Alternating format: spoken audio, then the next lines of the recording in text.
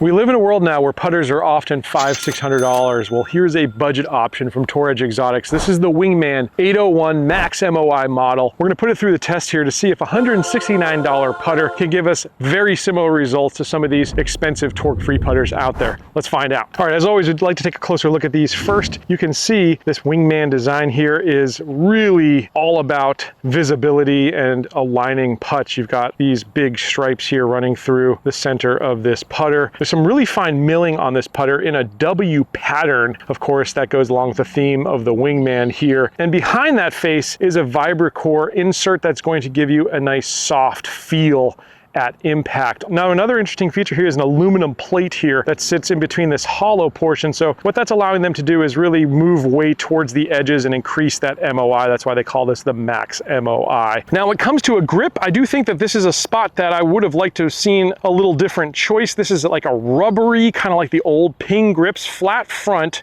but also on kind of on the thinner side. I would have liked to have seen a little thicker grip. We're seeing that more and more often, but all in all, a very good looking package. Let's go ahead and put this one to the test. All right, so anytime I have a new putter in my hand, I just like to take some 15 footers just to kind of get a feel of the putter, and then we're gonna move into some more specific testing, but I just wanna get my first impressions here of the Wingman. Looking down at it, you've got a reverse slant neck here, so my hands are actually in front of the putter, which generally I do like that. That's going to allow me to put a little more topspin on the ball naturally. The face of this putter is on the smaller side. This whole Wingman series I've noticed has a really small face to it, but that alignment line looks really good. Let's see what it feels like.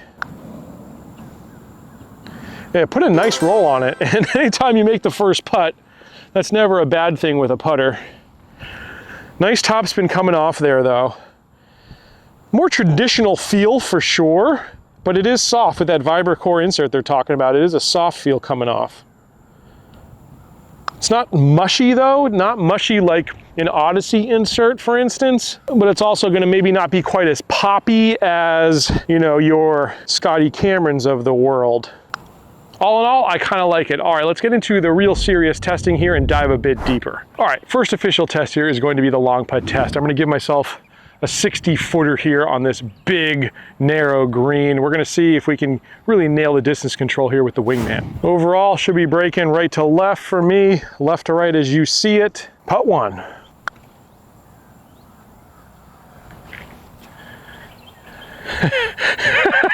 That broke the absolute opposite way I thought it was gonna break. Distance seemed half decent, but it's hard to really tell when you misread them that big. Putt two. I don't think I hit it quite enough. So we need to put a little bit more oomph into this putt on putt three.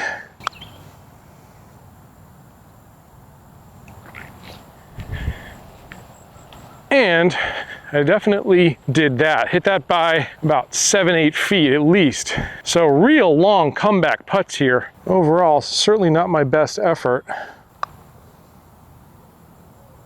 Woo! An unlikely conversion there. Well, this isn't the medium putt test, but we're getting a little bit of a taste of it here on the long putt test, and so far so good. That one I just had to hit a little bit firmer. So 2 out of 3 there in terms of the long putt test. All in all though, it was a little harder for me to dial in the distance off the bat with this, but we'll give it another try here right now. Whereas that one was moving downhill most of the way, this one's actually moving uphill from this angle. And we got about 45, maybe 50 feet from this angle as well.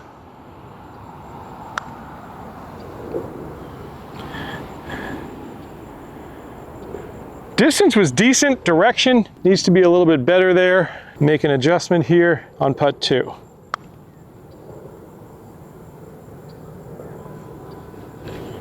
And that one, I didn't quite get to the hole. Putt three. Oop. I feel like I really crushed that one again. And I did, hit that by considerably. So there's something about the balance of this putter that's not necessarily gelling, but let's see if we can convert the 2 putts. Again, we got really long ones here, which would be saving par.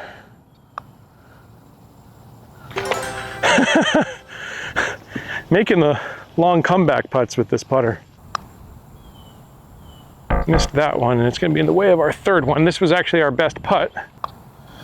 But again, we convert 2 out of 3.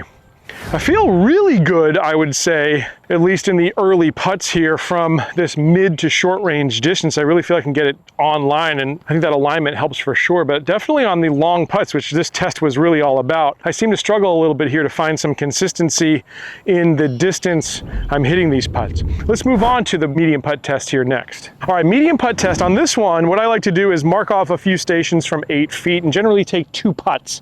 The reason I take 2 putts, and I know some people have made some comments about this, but the reason I take 2 putts is because the pros have the advantage of having a caddy and knowing their line, whereas us amateurs don't have that. And what I'm really testing here is if I know my line, I know how to hit it, can I put this putt on line? Now, I'll bring up the stats here that shows that tour pros and lower handicap golfers convert these putts much, much more often than us mere mortals. And the sign for me of a good putter is often this medium 8-foot putt test to see if we can convert from this critical distance. It's so often a deciding factor if you're going to break 90 or break 80 out there on the golf course making these putts. Let's see what we can do here. Station 1, putt 1. I need to give it a little bit more break. Put it right on line where I wanted though.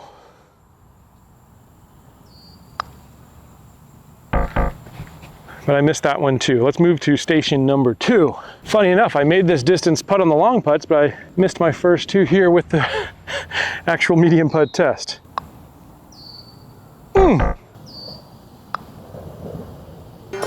I knew the line there, so they made that second one a little easier to make for sure. Let's move to station 3. This one should be breaking the opposite of our first putt. Should be a little bit left to right. And we nail it first try there. I did hit that putt a little on the toe and still got enough distance there, so that bodes well. And we're 2 for 2 from station 3. Let's go to the 4th and final station. Putt 1. I felt like I pulled that one, to be quite honest with you.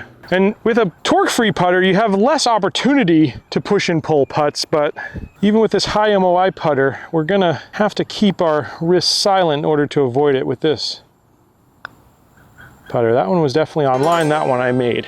So 50% overall there on those 8 putts there from medium distance. I really do think, again, the alignment line is optimal. I feel like that one putt that I hit towards the toe seemed to travel just as far. So that leads me to think that this MOI design is doing its job. Let's move on to the 3rd critical test for any putter for me is the short putt test. So on this test, we're gonna set up some 4-footers in a circle here. All right, and as we move around the circle, we'll get different breaks. Some are gonna be uphill, some will be downhill, some will be right, some will be left. I've also got 2 yellow balls here that are gonna serve as our money balls. No other real reason than I don't happen to have 7 matching balls here today, but it seems cool, right? Again, this is another place where those really expensive zero torque putters perform very well because you can really loosen your grip and just let the pendulum swing. I'm gonna do the same thing here with this putter. I'm gonna loosen my grip. I'm gonna hopefully let the club head do the work.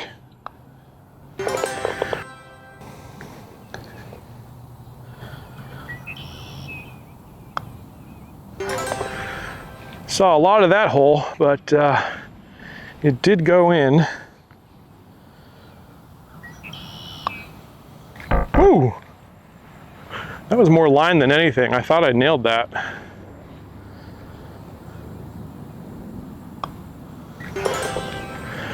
Overall, I could say pretty confidence-inspiring design here, standing over this putter.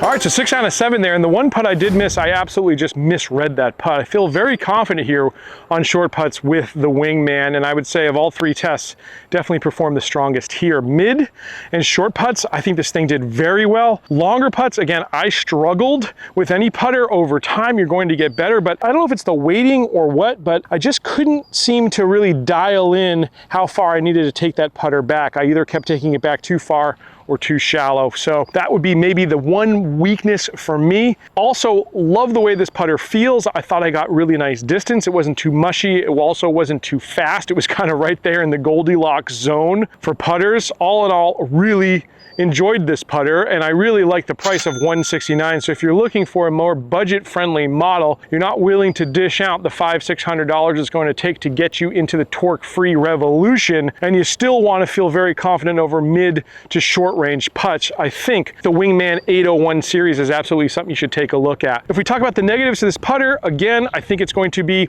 maybe the fact that it feels like a shorter blade length. It doesn't necessarily inspire so much confidence in that regard, but that alignment line does make up for it in some ways. I think I would have liked to seen a little thicker grip on this one. I just think more and more these days people are putting a thicker grip in their bag, and I would have liked to seen it here from Tour Edge. But all in all, I do think the price is right for this one. If you're in a golf store and you see this one on the rack, absolutely pull this one off, give it a shot for yourself and see what you think. If you've tried this also, I'd love to know down in the comments.